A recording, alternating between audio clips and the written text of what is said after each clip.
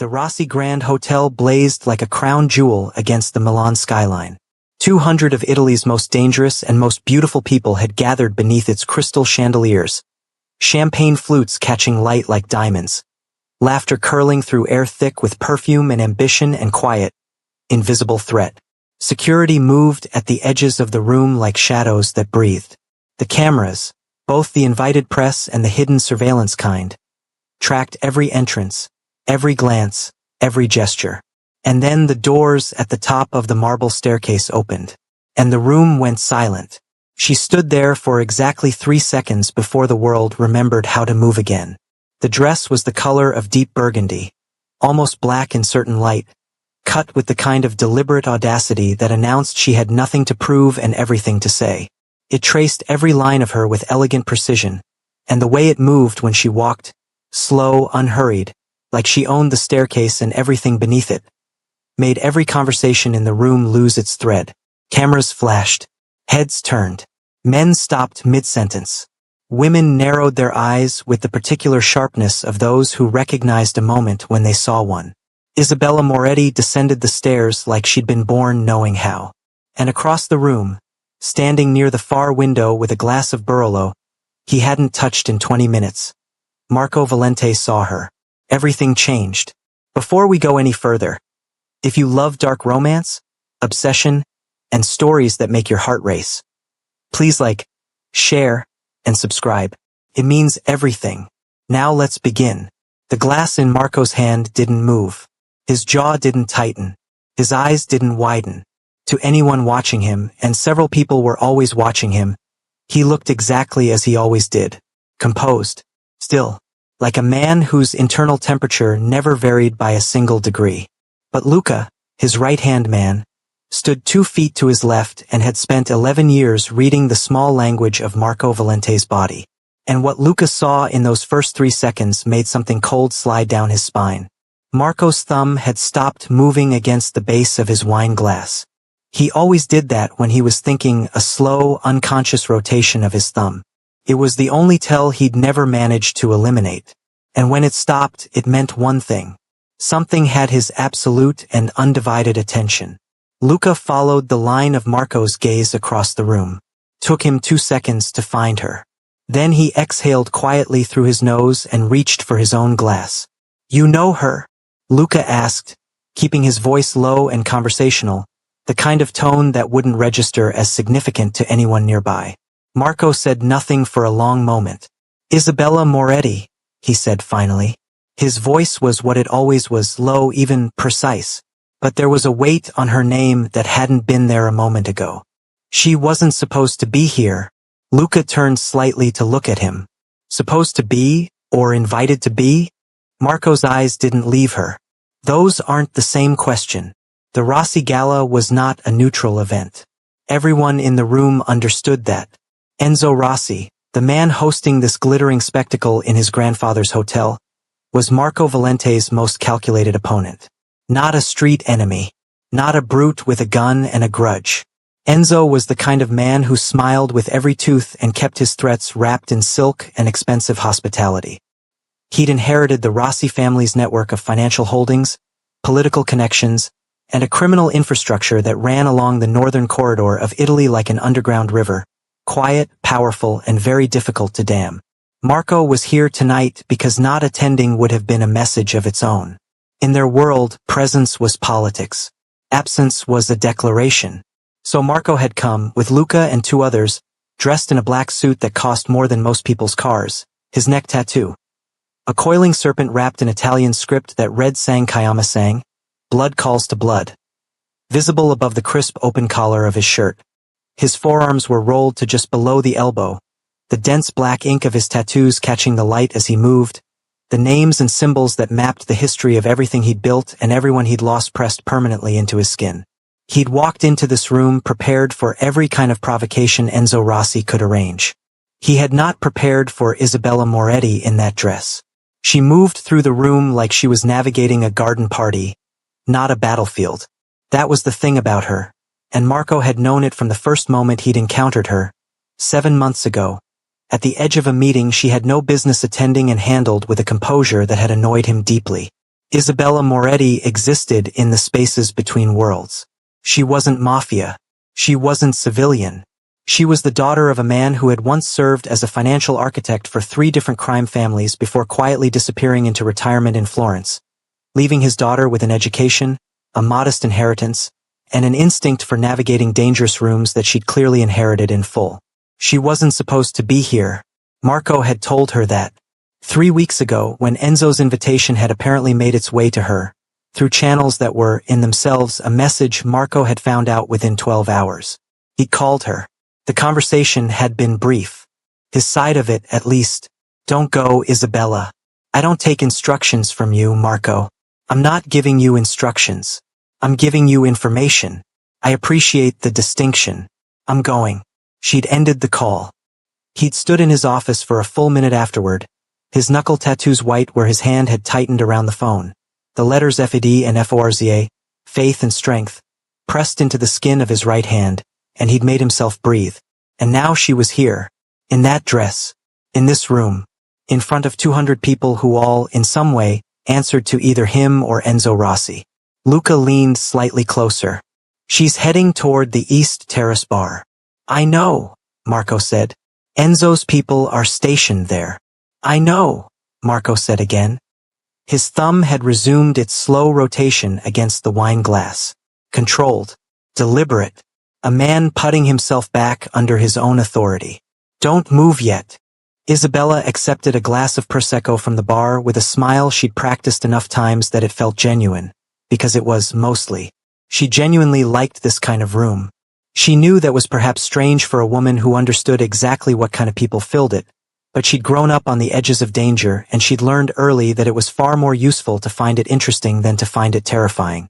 The East Terrace was open to the Milan night, the city spreading below in a glittering sprawl, warm air moving through the space with just enough weight to remind her that August in northern Italy was still August.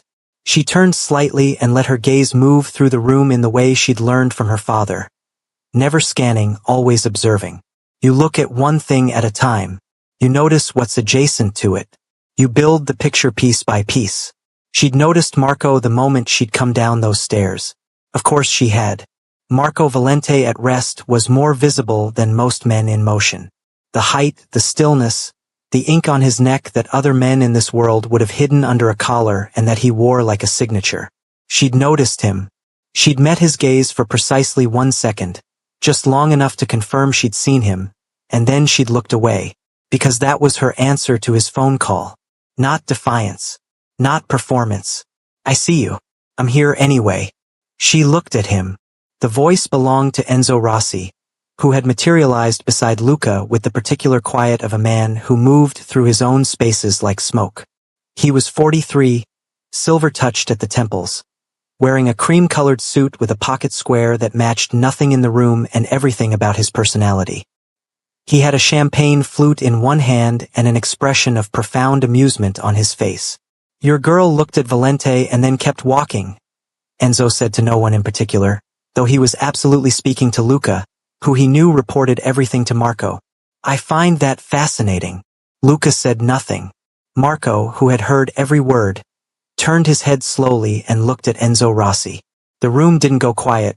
No one except Luca noticed the exchange. But something shifted in the air between the two men, the kind of atmospheric pressure change that preceded storms. Enzo. Marco's voice carried exactly as far as it needed to. Marco. Enzo's smile widened. He raised his glass. Glad you came. I was beginning to wonder. He let his gaze drift deliberately toward the terrace, toward where Isabella stood with her Prosecco and her burgundy dress and her complete apparent indifference to the gravity she was generating. Beautiful woman. Old friend of yours. This is a nice hotel, Marco said. Your grandfather had good taste.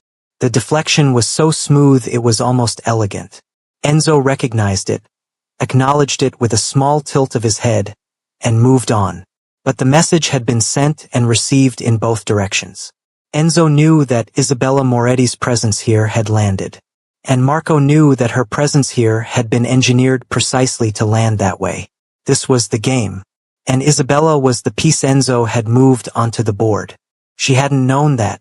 She needed to understand that clearly because it would matter later, when the night broke open and everything she thought she understood about her own independence rearranged itself.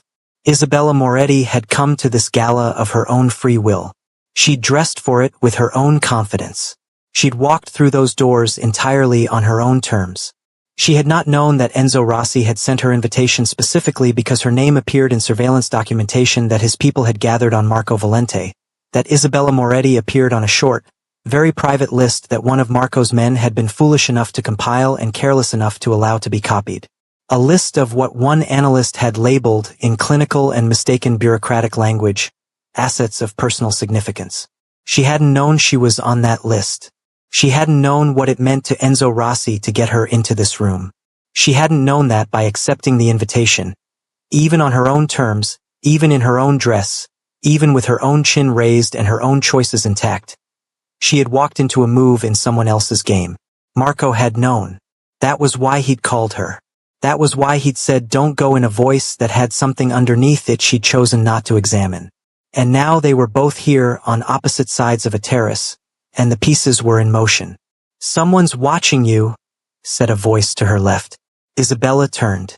The woman beside her at the terrace railing was perhaps 50, dark-haired, wearing sapphires and the expression of someone who had outlasted several interesting wars. She was Giuliana Ferrante, widow of a banker who had been many other things before he was a banker, and she was one of the few people in this room Isabella actually recognized and genuinely liked.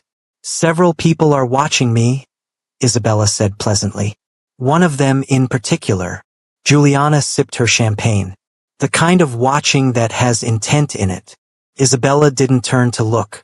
She knew where Marco was. She could feel the specific quality of his attention like a change in weather. "He's always had intent in him." "Him specifically," Giuliana said. "Though I notice the other one, Rossi, is also paying attention." "That's a complicated corner you're standing in, Cara." "I'm standing at a bar in a beautiful hotel," Isabella said. "I'm having a drink. I'm minding my own business." Giuliana made a sound that was not quite a laugh.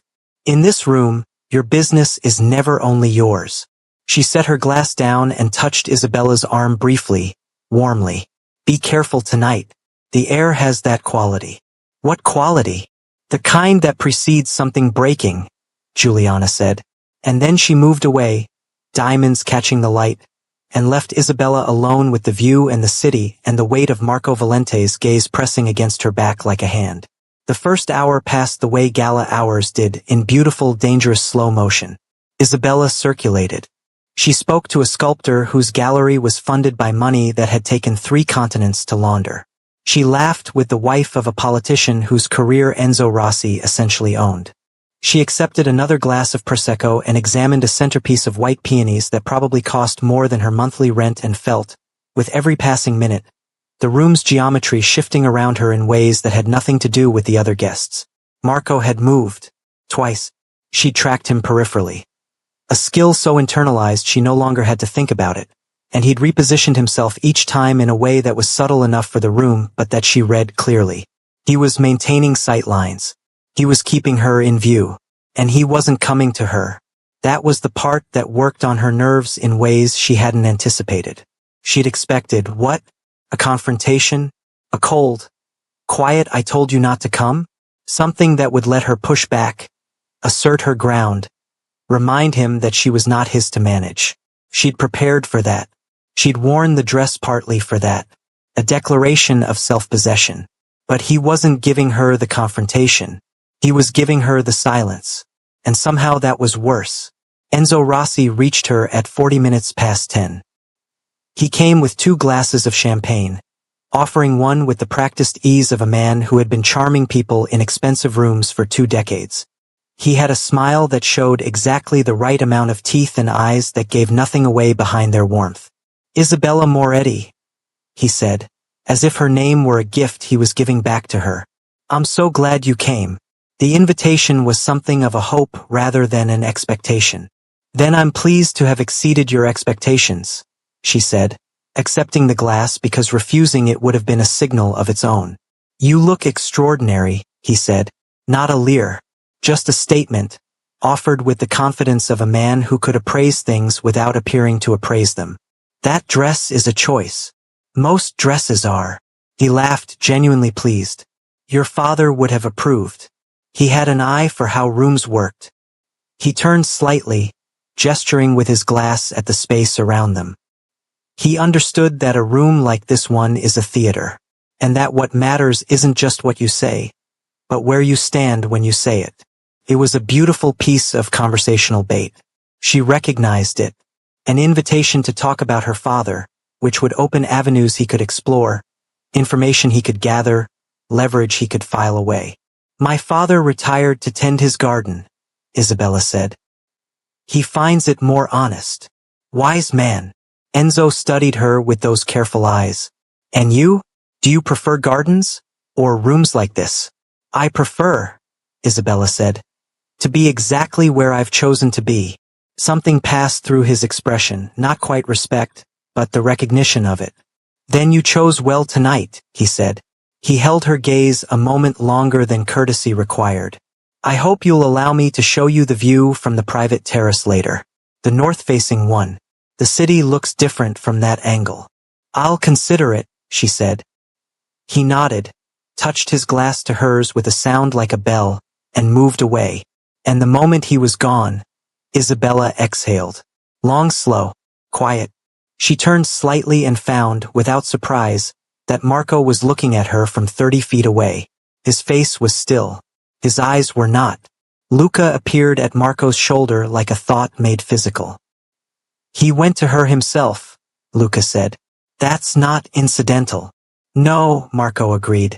His voice had gone very quiet. The kind of quiet that, in 11 years, Luca had learned to treat like a warning siren. He invited her specifically, Luca continued. I had confirmation 20 minutes ago from... I know. Marco set his wine glass down on the nearest tray with a care that was almost ceremonial. Controlled. Every movement precise. The serpent on his neck. Sang Kayama sang. Caught the chandelier light as he turned his head slightly. He found the list. Luca went still. The personal asset documentation? Call it what it is, Marco said. He found out she matters. And he invited her here to see what I'd do about it. The silence between them lasted exactly 4 seconds. And what are you going to do about it? Luca asked. Marco's knuckle tattoos, feet Forza across both hands, were visible where his hands had closed loosely at his sides. Not fists, just closed.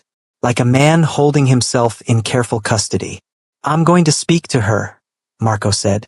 Alone. She won't make that easy. No, Marco said. And something moved across his face that wasn't quite a smile. She won't. He crossed the room the way he did everything, without hurry, without announcement, and with the effect of gravity. People shifted. Conversations paused and resumed.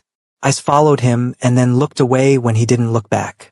The crowd between him and Isabella seemed to understand, with the instinct that prey sometimes has about the direction of intention, to make a path. Isabella saw him coming. She didn't step back. She didn't adjust her expression. She turned slightly to face him and waited, holding her champagne glass with both hands the way someone holds a warm cup. Not as a prop, but because she needed something to do with her hands and she wasn't going to give him the satisfaction of knowing that.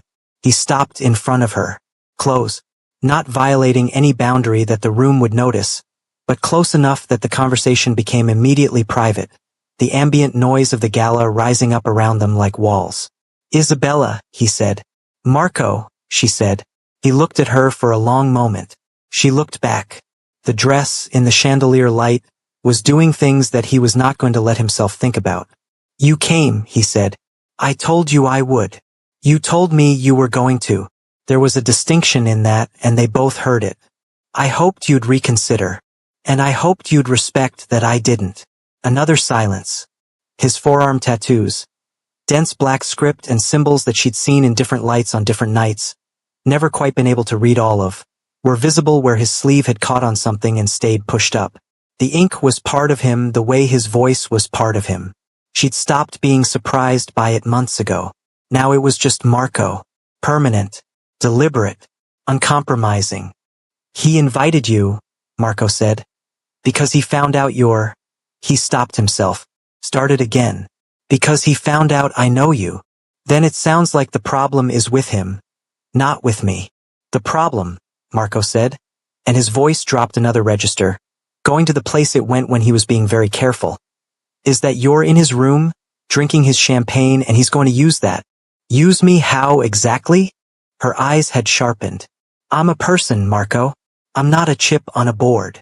In his mind. I don't live in his mind. She took a breath.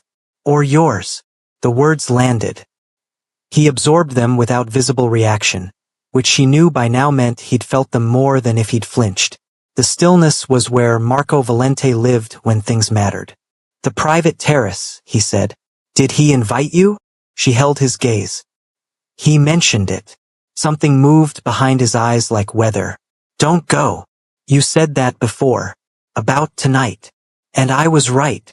You were right that Enzo had a purpose for inviting me, she said, her voice even measured, holding its ground. That doesn't mean you're right about what I should do with that information. I'm here. I'm handling it. I'm not a casualty waiting to happen. Marco looked at her for a long, long moment. The private terrace is where he conducts business he doesn't want witnessed, he said finally. It has no cameras and 2 exits. If you go there with him... I won't go there with him, she said. I'm not an idiot. I'm aware of what he is. A beat. I'm also aware of what you are. Then you know why I'm telling you this. I know why you think you're telling me this. She met his gaze full on. But there's a version of this where you're not protecting me, Marco. Where you're just protecting what you think of as yours. The word landed between them like something dropped from a great height. His jaw tightened. The first physical tell she'd seen from him all evening. Just the smallest, almost imperceptible tightening of the muscle below his left cheekbone. You're not mine, he said. His voice was very quiet. No, she said. I'm not. Neither of them looked away. But you came here, he said. In that dress. To his room. Knowing I'd be here. Yes. Why? The question was stripped of its usual armor. Just the word, bare and direct. Isabella looked at him for a moment that stretched. Then she looked away, across the room, at the chandeliers and the beautiful dangerous people beneath them. Because I make my own choices, she said. And sometimes those choices happen to coincide with where you are. She turned and walked away, back toward the bar and the light and the noise. Marco stood where she'd left him, and didn't move for almost a minute. Luca appeared at his side. How'd that go? Luca asked. Marco picked up a fresh glass from a passing tray. He didn't answer. Luca looked at the wine glass. Marco's thumb had started its rotation again. This, Luca understood, was not reassuring. The night deepened. Midnight approached and the gala shifted, as these events always did, into the more intimate register that came when the press had been gently ushered out and the room contracted around the people who were still there because they had business with each other rather than images to maintain. The music shifted to something lower and slower. People moved to the terraces. Conversation took on the quality it had when it wasn't being performed. Isabella had found a seat near the edge of the main hall, beside a low table with a vase of white roses, and was in what appeared to be a perfectly pleasant conversation with a gallery curator and a woman who designed sets for a Milanese theater company. It was the kind of conversation she was genuinely enjoying, real and specific and about things she cared about, and she'd almost managed to rebuild the interior quiet she'd walked in with. Almost, because she could feel Marco. Still, wherever he'd positioned himself, she could feel the specific quality of his attention like a sound just below hearing. Not watching her the way Enzo's people watched her. That was assessment, calculation, the look of people treating her like information. Marco's attention felt like something else. Something she didn't have a clean word for. Possession, she thought, and immediately pushed it away. But it came back. It was the theater set designer. Camilla, warm and bright-eyed and completely unaware of the currents moving through the room, who looked past Isabella's shoulder and said, "Oh, who's that? He's been looking over here for the last 10 minutes. Don't," the gallery curator said immediately, having apparently more situational awareness than her friend. "I'm just saying that is a..." Camilla paused. "He looks like a painting. A violent painting, but still." Isabella turned despite herself. Marco was 20 feet away, standing at the edge of a conversation he'd clearly extracted himself from, and he was looking at her. Directly. No pretense. No deflection. Just the full weight of his attention. Focused and still, like light through glass that has started, quietly, to burn. She held his gaze for 2 seconds. Then she turned back to her conversation. "Old friend," she told Camilla, who made a sound of profound disbelief. The provocation, when it came, arrived with the precision of something that had been planned. It was 12:15. Isabella was moving toward the coat check to retrieve the small bag she'd left there, passing through a quieter corridor off the main hall, when Enzo Rossi appeared. Not alone. He had 2 men flanking him at a comfortable distance, just far enough back to be deniable as bodyguards. But the arrangement of the space was such that she would have to stop or pass very close to him. She stopped. "Reconsidering the private terrace?" he asked pleasantly. "I was getting my bag," she said. "Of course." He tilted his head. "I imagine Valente found a moment to speak with you." She kept her face neutral. "I've spoken to many people tonight." "Of course you have." His tone had something in it, not exactly a threat, but the shape of one. "I want you to understand something, Isabella." He used her first name with the ease of someone who'd decided to, not someone who'd been given permission. "Whatever Marco Valente has told you about this evening, about his concerns, those are his concerns. They're not reality. He has a habit of mistaking his own anxiety for the world's facts." "I generally make my own assessments," she said. "I know you do. That's why I invited you." He took a step, not toward her, but in a direction that subtly adjusted the geometry of the corridor. "Your father was a brilliant man. He understood that loyalty in this world is always triangulated. He served multiple interests simultaneously and managed it with complete integrity." "My father," Isabella said, keeping her voice very steady, "is retired, and not relevant to this conversation." "Of course." Enzo smiled. "I simply meant that you have excellent instincts. And excellent instincts are wasted on a man who will only ever see you as an asset to be protected." The air in the corridor changed. Not because of anything Enzo said, because Marco Valente was standing at the end of it. He'd come quietly, as he always did. He was 10 feet away, and he'd clearly heard at least the last portion of the exchange, and the expression on his face was the one she'd never seen on him before tonight.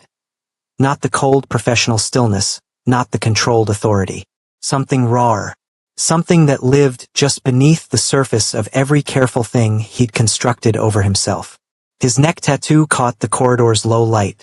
The serpent and its script. Sang Kayama sang. Blood calls to blood. His forearms, still slightly rolled. The ink dense and deliberate. His knuckles, feed Forza. Pale where the words pressed into the skin. "Marco," Enzo said, turning with the ease of a man who'd been expecting exactly this. Perfect timing. "I was just..." "Luca," Marco said, not looking away from Isabella. Luca materialized from somewhere and positioned himself between Enzo and the rest of the corridor with a courtesy so precise it was almost polite. "You have a guest on the South Terrace," Luca told Enzo. "He's been asking for you specifically." It was fabrication. It was elegant fabrication. And Enzo recognized it and accepted it because the alternative was a scene in his own corridor, and Enzo Rossi did not do scenes. "Excuse me," Enzo said. He looked at Isabella one last time. "Think about what I said." Then he moved past Luca and was gone. And it was just the 2 of them in the corridor. Marco crossed to her in 3 steps. "Are you all right?" he asked. The question was quiet and direct, stripped of everything except the thing it was.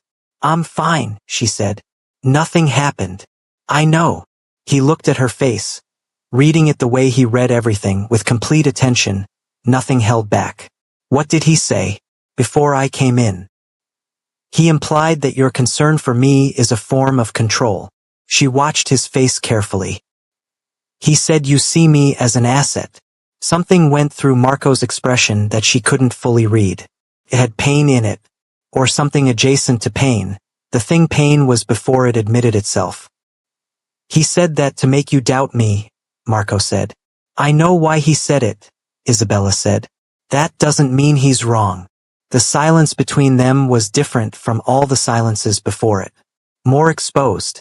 Something had been taken apart in the conversation, and neither of them had quite put it back together yet. I have a list, Marco said. She blinked. My people compiled it. People who, he stopped. His jaw was tight. His hands at his sides were very still. People who I consider important to protect. You're on it. A list. Yes. Of assets. He looked at her for a long, difficult moment. No, he said. Not assets. People who... He stopped again. Marco Valente, who always knew exactly what to say and how to say it and at what temperature to say it, stopped. People I don't want to lose. The corridor was quiet. Somewhere distant, the Gala music continued, but in here it was just this. Just them. Just the space between the words he'd said and the ones he was clearly finding almost impossibly difficult. Isabella, he said, and the way he said it, just that, just her name, was somehow the most unguarded thing she'd ever heard from him. She felt something shift in her chest. Something she'd been holding in a very particular position, maintaining its placement with great care and attention, moved. We should, she started. Don't go to the terrace, he said. Don't go anywhere alone tonight. Not because I'm managing you. Because Enzo invited you here to use your presence against me. And The words stopped. Started again with visible difficulty. As if he was pulling them out of somewhere very deep. I can't be strategic about this. I've tried for the last 3 hours and I can't. You in this room, in that dress, talking to him. He stopped. The silence was very full. What? Isabella said softly. His eyes met hers. Storm gray and very still, and for once, for this one moment in this quiet corridor, completely undefended. I can't watch him look at you, Marco said. And feel nothing. Her breath caught. Marco. I know, he said. I know what you're going to say. That it's not yours to manage. That I don't have the right. That I've never. He exhaled. You're right. About all of it. I don't have the right. But I'm standing here telling you anyway because I can't not. The music from the Gala pressed softly against the corridor walls. Isabella looked at him for a long time. What would you do? She asked quietly. If I told you I was going to go back out there and dance with someone? His jaw tightened. The knuckle tattoos whitened.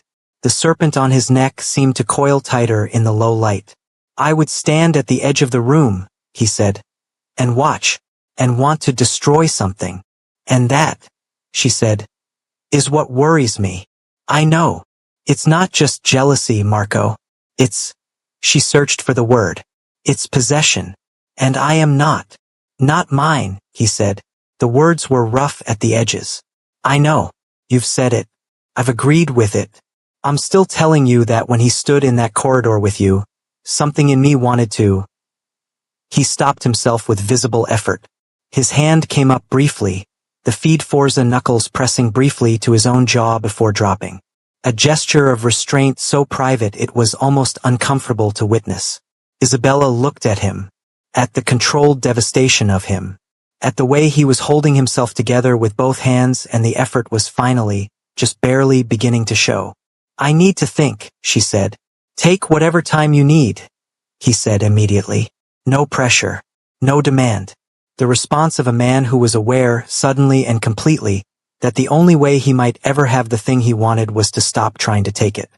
She nodded, turned, moved back toward the light of the Gala, and at the doorway she stopped, didn't look back. Stay in the main room, she said quietly. I'll find you before I leave. She walked back into the light. Behind her, in the corridor, Marco Valente stood very still for a long moment. Then he exhaled, slowly, and the knuckle tattoos faded from white to their usual dark as his hands relaxed, one by one. Luca appeared at the corridor's entrance and looked at him. Well, Luca said. She'll find me before she leaves, Marco said. Luca waited. That's enough, Marco said. For tonight, that's enough. But even as he said it, something in his jaw told a different story. Because the night wasn't over. And Enzo Rossi, who had been watching all of it from an angle neither of them had thought to check, was already reaching for his phone. Enzo Rossi, having witnessed the entire corridor exchange, the vulnerability, the confession, the moment Marco's armor cracked, is now making a phone call. Something has been set in motion. The night is about to break open. Enzo Rossi stepped onto the south terrace with his phone already at his ear, moving through the warm August night with the unhurried confidence of someone who has just confirmed what they suspected and is now deciding how to use it. The call connected on the second ring.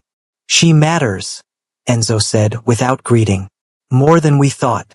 More than anything." He paused, listening. "No. I want it handled carefully. I want her, yes. Arrangements for the car. Not here. After she leaves." Another pause. "She'll leave alone. He won't follow immediately, too aware of the optics. That gives us the window." He looked out over the Milan skyline.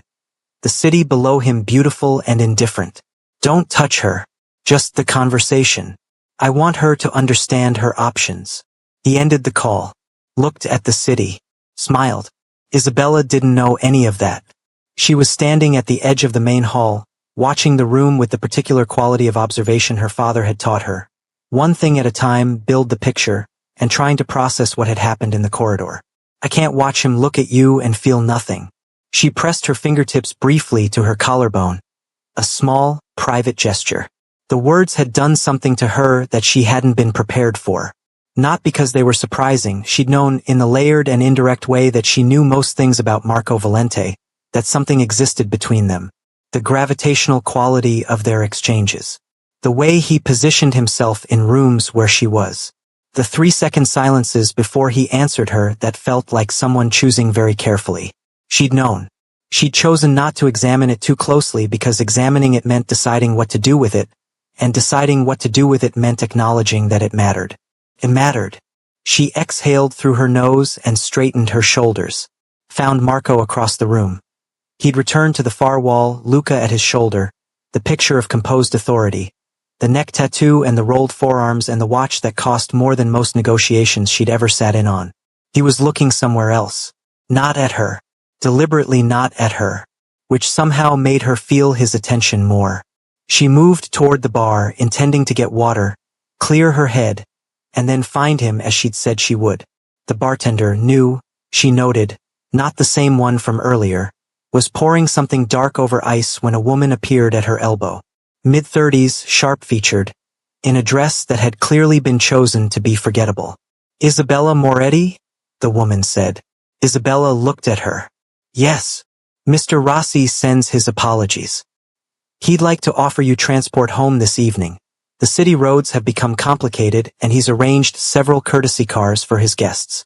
She offered a small card. "The driver is waiting at the east side entrance when you're ready." Isabella looked at the card. Something cold and quiet moved through her. She'd been in enough rooms, heard enough conversations, watched enough carefully arranged circumstances arrive wearing the costume of courtesy. She looked up at the woman. "Thank you," she said. "I'll keep it in mind." She pocketed the card without looking at it again. Then she turned and walked, calmly and without hurry, directly across the main hall toward Marco. He saw her coming.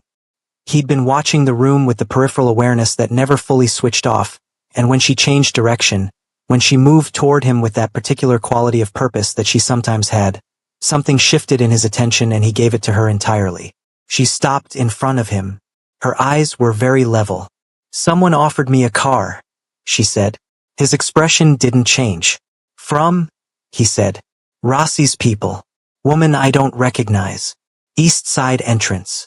The stillness that had been characteristic of Marco's composure all evening took on a different quality.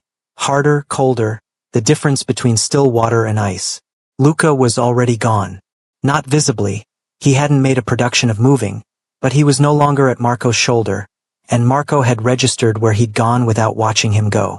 "You're not taking it," Marco said. "Not a question." "I'm not an idiot," she said, echoing her own words from earlier, from the terrace, from the moment when things had been simpler. "No," Marco said. "You're not." He looked at her for a moment. "I have a car.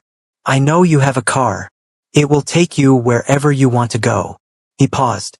"That includes anywhere that isn't where I am, if that's what you want." "I'm not." The knuckle tattoos flexed as his hand moved. I'm not offering conditions. She looked at him. All right, she said. Something moved across his face. Very controlled. Very contained. But she'd been watching him long enough to recognize it. Relief. They didn't leave immediately. That would have been a signal of its own. A retreat that Enzo Rossi would have marked and measured and catalogued as something he'd engineered. So Marco stayed. And Isabella stayed. And for another 30 minutes they moved through the room separately but with an altered geometry between them. A different relationship to distance and direction. As if they'd both recalibrated something without naming it. Luca returned to Marco's side at 12:40. The car at the east entrance is registered to a shell company that ties back to Rossi's logistics operation, Luca said. Quiet and close. Driver has a record. Nothing catastrophic but enough. He paused. And there are 2 other men positioned between the east entrance and the street. Not visible from inside. Marco said nothing. What do you want to do? Luca said. We leave in 10 minutes, Marco said. West entrance. Both cars. She goes first. I follow at distance. And the east entrance situation? Marco's jaw was very tight. Document it. We deal with it later. He looked across the room to where Isabella was saying goodbye to Juliana. Their exchange warm and brief. Not tonight. Not in front of her. Luca nodded once. And Rossi. Marco let his gaze travel slowly across the room to where Enzo stood near the piano, holding court with 3 people who were clearly charmed and clearly nervous at the same time. He tried to use her, Marco said. Very quietly. Very evenly. We'll have a conversation about that. The quality of those words, the flatness of them, the absence of emotion, which in Marco's vocabulary meant the presence of something far past emotion, made Luca straighten almost imperceptibly. Understood, Luca said. At 12:50, Isabella made her way toward the west entrance. Marco moved to intercept her naturally. Smoothly enough that it looked, from any angle, like coincidence. Except that Enzo was watching from across the room, and nothing about it looked like coincidence to him. She felt him fall into step beside her, his presence large and quiet, and she didn't look at him immediately but she felt the realignment of her own body. Not toward him exactly, but no longer deliberately away. West in trance, he said quietly. My car is second. Where am I going? She asked. Wherever you tell my driver. She glanced at him sideways. And you? I go where you're not, he said. Tonight. She absorbed that. Why tonight specifically? She said. He didn't answer immediately. They were moving through the corridor toward the west entrance, the ambient noise of the Gala falling behind them, and the air was cooler and the light was lower and it felt, somehow, more honest than the blazing main hall. Because tonight was too much, he said. For me. And you need space from that. The honesty of it hit her somewhere under her sternum. Marco. Get in the car, Isabella, he said. Not a command. Something gentler. Get home safe. And then, when you've had some space, we can talk. Actually talk. Not like this. Not in the middle of something he built. She stopped walking. He stopped with her. She looked at him in the low corridor light. The serpent on his neck. The ink on his forearms. The feed forza of his knuckles. All of it permanent and chosen and deliberate. A man who had decided who he was and pressed it into his own skin. You said you couldn't feel nothing, she said. I said it. I need you to understand something too, she said. I came tonight because I make my own choices. But the dress. She stopped. Her eyes held his. The dress was partly because I knew you'd be here. He was very still. That's not me being yours, she said. That's me being, she exhaled, complicated, and confused about it, and trying to figure out what I actually want. That's all I'm asking for, he said. Time for you to figure it out. And if I figure out I want to stay exactly as we are, then we stay exactly as we are, he said. And I continue being very bad at not looking at you. Something broke open in her chest. Not pain, not quite joy, but the thing that happens when something you've been holding very tightly is allowed to relax for the first time. She let out a small, involuntary breath that was almost a laugh. He looked at her and the storm-gray eyes had something in them that she would think about later, on the way home, in the dark of the car, with the city sliding past the windows. "Go," he said softly. "Let me know when you're home." She nodded, turned, walked through the west entrance and into the night. He watched her go. Luca was at his shoulder in moments. "She's in the car." Driver confirmed route. 2 minutes clear. "Good. And Rossi's east entrance team?" Marco turned.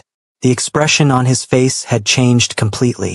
The warmth, the particular complicated warmth that only appeared in his face in a very narrow set of circumstances, was gone, replaced by the professional stillness, the controlled, cold authority that the people in his world spent a great deal of energy fearing. "Tell me what we know," he said. What they knew, as it turned out, was enough. In the 40 minutes that followed Isabella's departure, Luca's people gathered and compiled. The shell company, the driver's background, the names of the 2 men at the east entrance, the phone call Enzo had made from the south terrace. Not its content, not yet, but its duration and recipient, enough to triangulate the network. It was precise and methodical, and it was the kind of work that Marco Valente's organization did better than almost anyone in their world, because Marco had always understood that information was the instrument and violence was the last resort.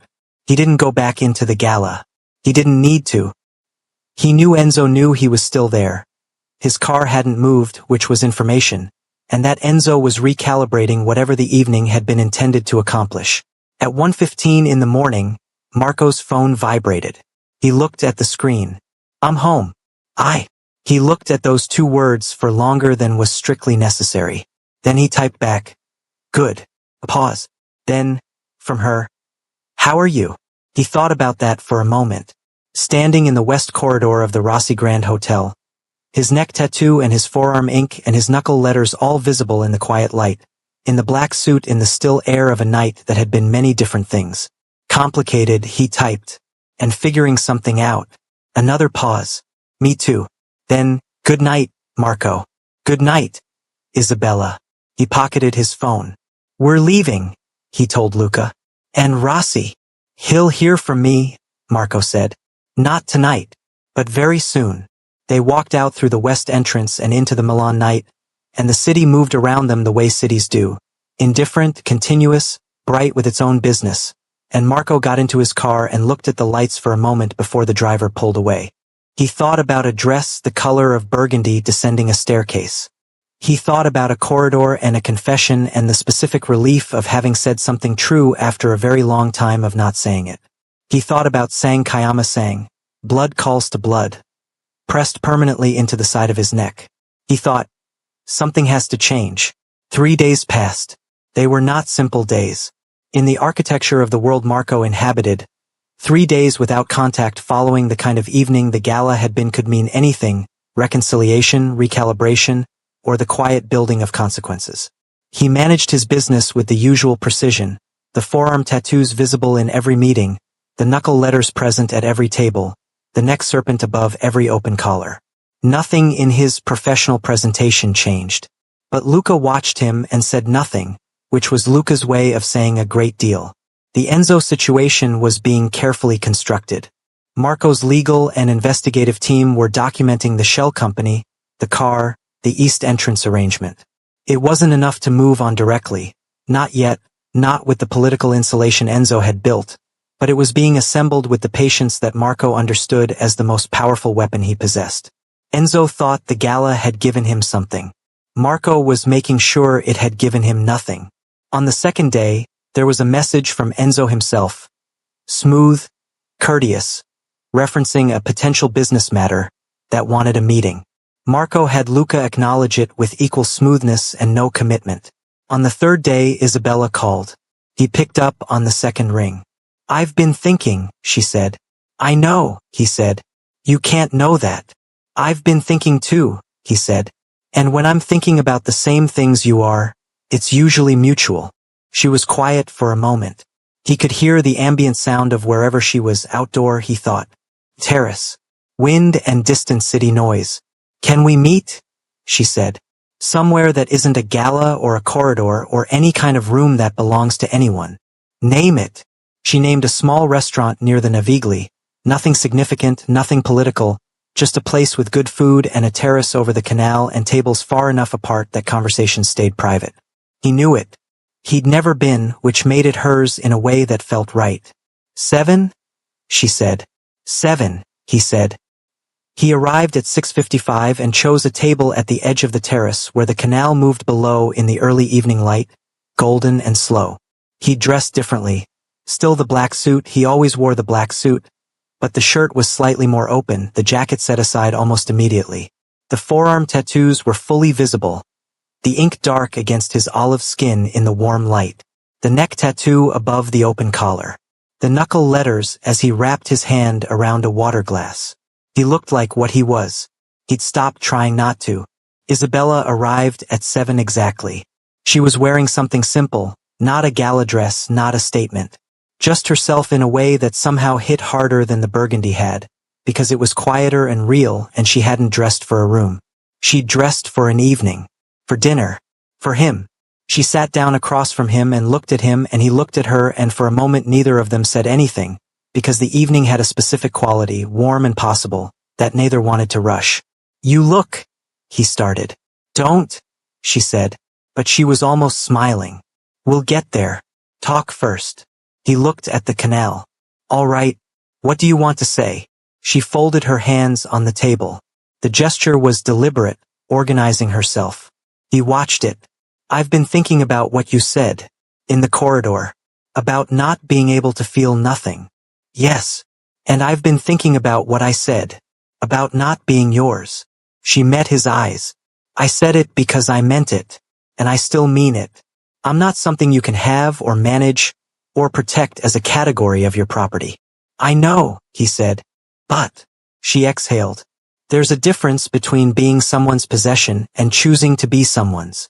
She held his gaze steadily. I've spent 3 days trying to figure out if what's between us is the first thing or the second thing. He was very still. And, he said, and I think, she said carefully, that you spend a lot of time treating it like the first thing, not cruelly, not intentionally, but, she searched for the words. You put me on a list of people to protect, without asking me, without telling me, without. I know, he said. The words were quiet and direct. That was wrong. She blinked. Whatever she'd been prepared for, easy acknowledgement hadn't been it. I know it was wrong, he said again. I know that's not. That doesn't mean you're not. He stopped. His hand, the feed Forza hand, pressed briefly to the table. I was protecting the feeling rather than you. I was protecting what it would cost me if something happened to you, which isn't the same thing as. He stopped. It's not the same thing. She was looking at him with an expression he couldn't quite read. When did you figure that out? She said. 3 days ago, he said. In the corridor. When you said I was protecting what I thought of as mine. He looked at her directly. You were right. And I've been sitting with that. The canal moved below them. The evening light was doing things to the water and the air and the moment. I don't want to be on a list, Isabella said. You're not anymore, he said. What am I then? He looked at her for a long moment. Someone I'd like to ask, he said. If she's willing to be in my life. On her own terms. Not on mine. She was quiet for a long time. That's a very different offer than the one you were making 3 days ago, she said. I'm making a different offer, he agreed. What does it look like? She said. Your life. If I'm in it. He was quiet for a moment. Not hesitating, gathering. It looks like this. Like dinner near a canal. And some conversations you'll hate and some you won't. And a world that has edges you'll have to know about. And, he exhaled. And me trying to give you information before I make decisions. And asking instead of deciding. And being very bad at all of it for a while and trying anyway. Her eyes were warm. You'll be bad at it. Catastrophically, he agreed. She almost laughed. It broke through for just a moment. Real and warm and unguarded, and then she settled it back. I'll think about it, she said. That's all I'm asking. They ate dinner. The conversation found its way to other things, the restaurant's food, the canal, a book she'd been reading, a city he'd been to recently that she'd always wanted to see. It was the most ordinary meal he could remember having in years. He sat with his forearm ink on the table in the warm light and the serpent visible at his collar and the letters on his knuckles, and none of it felt like armor. Felt like him. Just him. At the end of the evening, they stood at the edge of the canal and watched the light fade from the water. "Marco," she said. "Yes. I'm going to say yes," she said, "to being in your life. But I need you to understand what that means." He turned to look at her. "It means I'm not protected property. I'm a person who chooses to be here. And if you stop treating me like the second thing and start treating me like the first thing again." She met his eyes. "I'll leave." "I know," he said. "I mean it. I know you mean it." He held her gaze. "I know what it costs you to say it. I know what it costs me to hear it." He paused. "That's how I know it's real." She looked at him for a long moment in the fading canal light. Then she nodded. Once. "All right then," she said. Something shifted in his face. The controlled relief of a man who has been holding himself very carefully for a very long time. "All right," he echoed. The Enzo situation came to its conclusion 12 days later. It didn't come loudly. Loud was not Marco's way. It came in the form of documents delivered to 3 separate regulatory offices: financial records, surveillance logs, the details of the shell company and its connected operations, compiled with the kind of meticulous precision that Marco's team had spent those 12 days building. It came in the form of certain political relationships Enzo had relied on suddenly having other priorities. It came in conversations that happened in rooms Marco wasn't in, between people who understood that Marco Valente had made himself very clear on a particular subject without ever having to make himself audible. Enzo Rossi's position didn't collapse. That would have been too visible, too brutal, too much in Marco's way to attract the kind of attention that complicated things. Instead it contracted.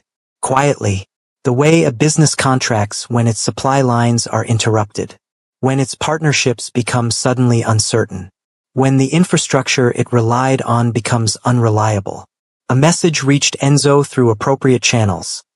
Isabella Moretti is not a piece on any board. If she is touched, approached, or used in any capacity by you or your network, everything that has been documented becomes public. Consider this a professional understanding between 2 businessmen. Enzo read the message, sat with it, and then did what intelligent men in his position did when they recognized a line they could not profitably cross. He let it go. He never contacted Isabella again. Marco told her about it. Not immediately, he gave it a week, wanting to be sure it had held before he said anything. And when he did tell her, he told her everything. The list, the documentation, the arrangement he'd made, the message to Enzo. They were on her apartment terrace. She'd invited him for dinner that she'd cooked, which had surprised him enough that he'd arrived 5 minutes early just to be sure he'd gotten the day right. And he told her all of it while the city moved below them, and she sat across from him with a glass of wine and listened. She was quiet for a long time when he finished. "You documented everything and used it to contain him," she said. "Yes. Not to destroy him." "Not yet," he said honestly. "Destruction has a cost. Containment is more practical for now." She looked at him. "You're explaining your reasoning." "I said I would." She looked down at her wine. "And the list. The original list. With my name on it. Destroyed," he said. "The document and the copies. All of them. All of them." She was quiet again. "You know," she said finally, "you could have told me about the list months ago, when you first found out Enzo had accessed it." "Yes," he said. "Why didn't you?" He was quiet for a moment. The neck tattoo was visible in the soft light of her terrace. The forearm ink dark against his skin. The knuckle letters, Feed Forza, resting on the table between them, close to but not touching her hand. "Because telling you meant admitting you were on it," he said. "And admitting you were on it meant having a conversation I wasn't ready to have." "About what?" He looked at her directly. "About why your name was on a list I'd never even told anyone to make." She looked at him. "It wasn't ordered?" she said. "No," he said. "One of my analysts compiled it based on his own observations of my behavior." He paused. "It was accurate. That was the problem." She sat with that for a moment. Then she reached across the table and put her hand over his. Just that. Her hand over the Feed Forza knuckles. warm and present and deliberate. He looked at her hand, then at her face. "I'm not going anywhere," she said. "For the record." He turned his hand under hers so they were palm to palm. His grip was careful and complete. "I know," he said.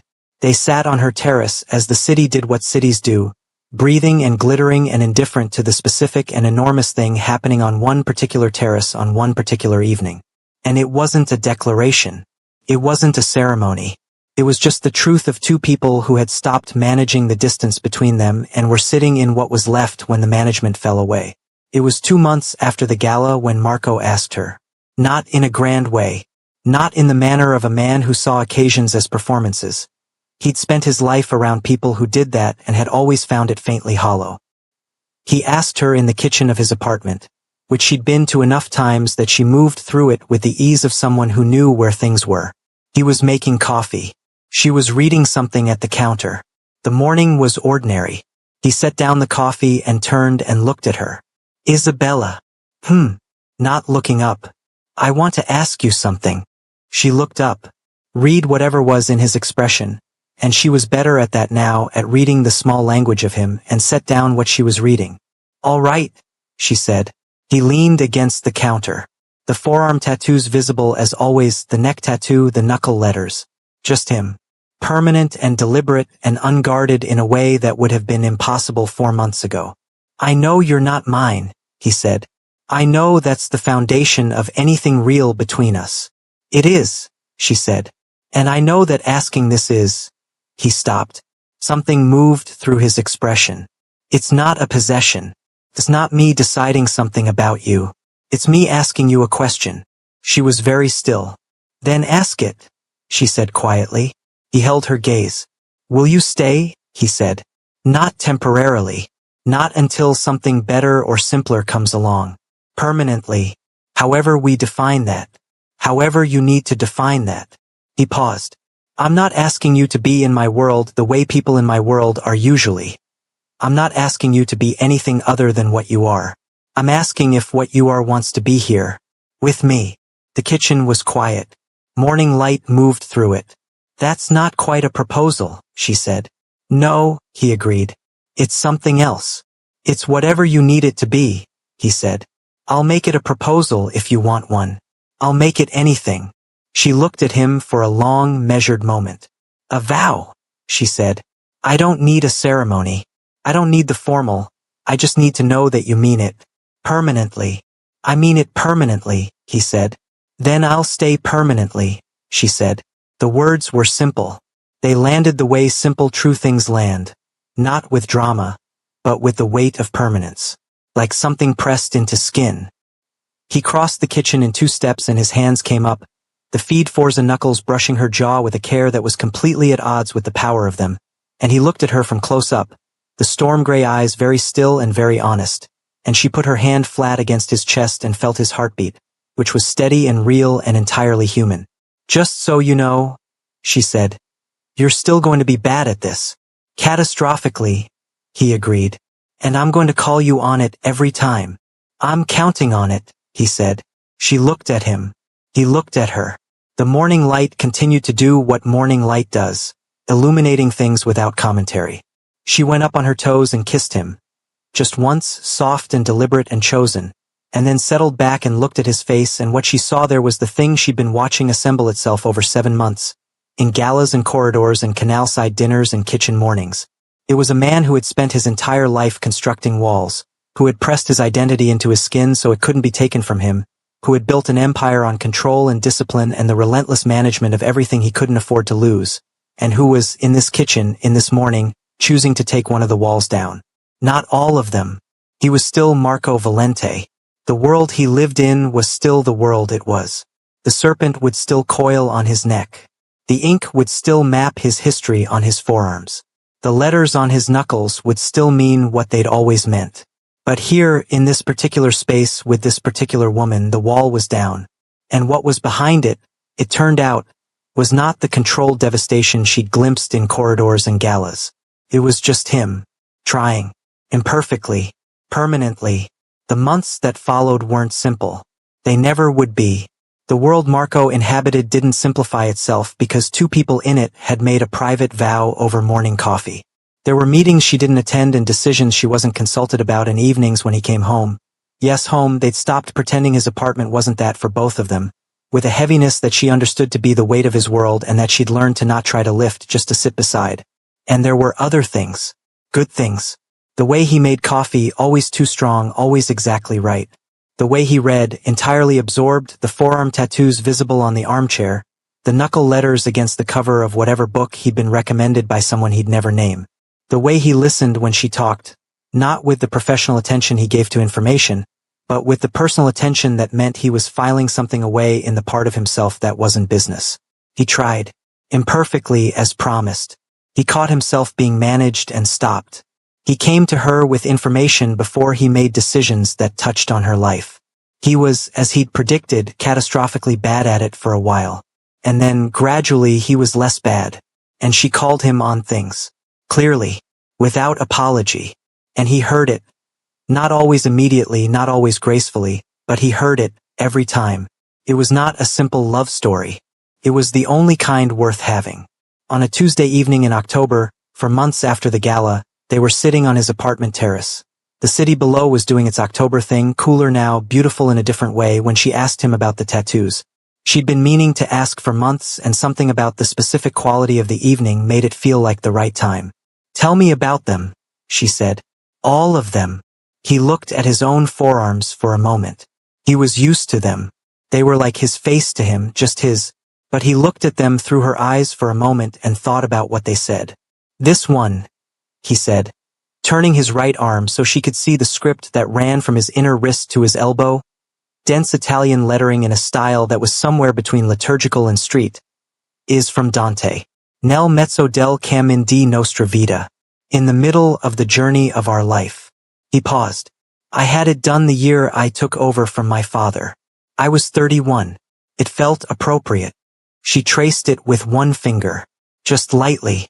"And this one," the symbol on the back of his forearm. Something geometric and contained. A square with something inside it. "That's older. Teen. My uncle's symbol. He died when I was 17. I put it there so I'd see it every time I worked." She looked at the knuckles. "Feed. Forza. Faith and strength," she said. "Yes. Do you believe in faith?" He thought about it. "I believe in the version of faith that doesn't require certainty. That keeps moving in the right direction even when you can't see where it goes." He looked at her. "Like this." She looked at him. "And the neck tattoo," she said. "Sang Kayama sang. Blood calls to blood," he said. "My family's expression. The idea that you can't escape where you come from. That it'll call you back." He paused. "I used to think that was a warning. Now I think it might be something else." "What?" "That the things that matter most have a way of finding their way to you," he said. "Whether you manage it or not." She looked at him in the October light. "You're getting philosophical," she said. "I'm blaming you for that," he said. She laughed. Really laughed, warm and unguarded. And the sound of it moved through the terrace and out into the city. And Marco Valente, Mafia Boss, Underworld architect, man of controlled devastation and permanent ink and storm gray eyes. Marco Valente looked at her laughing and felt something in his chest that he'd spent 37 years not having a word for. He had a word for it now. He didn't say it. Not yet. There was time. They had decided that there was time. But it was there, real and permanent, pressed into him the way the ink was pressed into his skin. Indelible. He said it 3 weeks later. Not dramatically. Not with the construction of an occasion. They were walking along the Navigli on a Sunday, back near the restaurant where they'd had that first real dinner, and she'd said something that made him stop walking, and he turned to her, and the city was moving around them, and the canal was doing its October thing, and the words came out of him without management or strategy or careful placement. "I love you," he said. She stopped too. Looked at him. He met her eyes. The neck tattoo above his collar. The forearm ink visible below his rolled sleeve. The knuckle letters that said faith and strength. Just him, in the middle of a Sunday, on the edge of a canal, saying the truest thing he'd ever said. "I know," she said. He raised an eyebrow. "I've known for a while," she said. "I was waiting for you to figure it out." "How long is a while?" The corridor, she said. At the gala. When you said you couldn't watch him look at me and feel nothing. She held his gaze. That was it. I knew then. And you've been waiting 2 months for me to say it? For months, she corrected. But who's counting? He looked at her. I love you too, she said. For the record.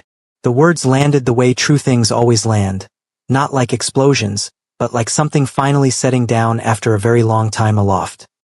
He pulled her toward him, gentle, unhurried, asking rather than taking, and she came, and he held her there on the edge of the Navigli Canal on a Sunday in October while the city moved around them and the water moved below and the ink on his skin caught the light and everything was permanent and chosen and real. That winter, Marco stood at the window of his office, the office where he managed his world, where the documents lived and the decisions were made and where the walls were high and very deliberately maintained. And he looked at the city below and thought about blood calling to blood. About things that found their way to you whether you managed them or not.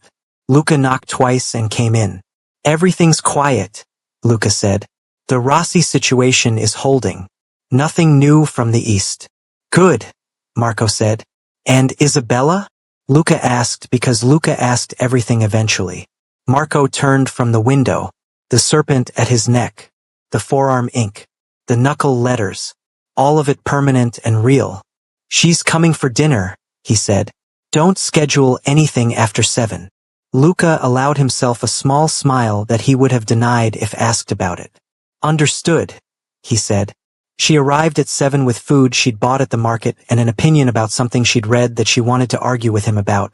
And he opened the door and looked at her and felt the word that had found its way to him on a Sunday canal side settle deeper into him, as permanent as ink. She came in, set things down, turned to him. You look, she started.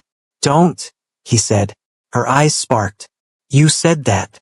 We'll get there, he said. Talk first. She laughed. The warm, unguarded laugh that moved through whatever room she was in and changed its temperature.